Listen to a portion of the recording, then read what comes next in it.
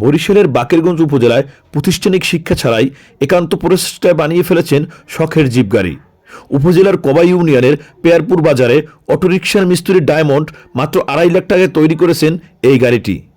পরিবেশ বান্ধব জিপ গাড়িটি এলাকায় চাঞ্চল্যের সৃষ্টি করেছে। সহযোগিতা পেলে কম খরচে নামিদামি ব্র্যান্ডের আদলে গাড়ি বানাতে চান মেধাবী এই তরুণ। উন্নত মানের 4 চাকার উপর গাড়িটি নির্মাণ করা হয়েছে।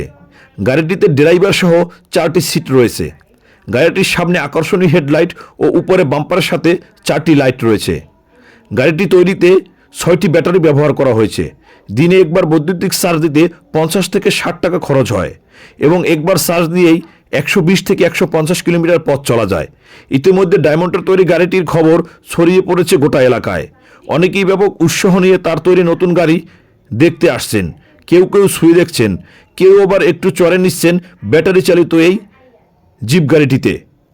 গাড়িটা তৈরি করতে আমার মোট 2.5 লক্ষ টাকা খরচ হবে। আর গাড়ির কাজ এখন পর্যন্ত সব কমপ্লিট হয় নাই। তাছাড়া ব্যাটারিতে চলে গাড়ি, খুব সাশ্রয় আছে তেলের চেয়ে। আপনার গাড়িতে প্রত্যেক দৈনিক 50 থেকে 60 টাকা খরচ হবে।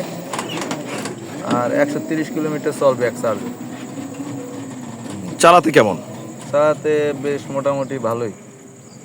আমার একটা পার্টসের দোকান আছে, তাছাড়া আমার এই গাড়ির ব্যবসা আছে। আমি 3 চাকার গাড়িটারি বানাই, ওই রকম গাড়ি বানাই বিক্রি করি। তার মাঝে মাঝে এটার কাজ করে আমি এটা নিজের পার্সোনাল হিসাবে তৈরি করছি।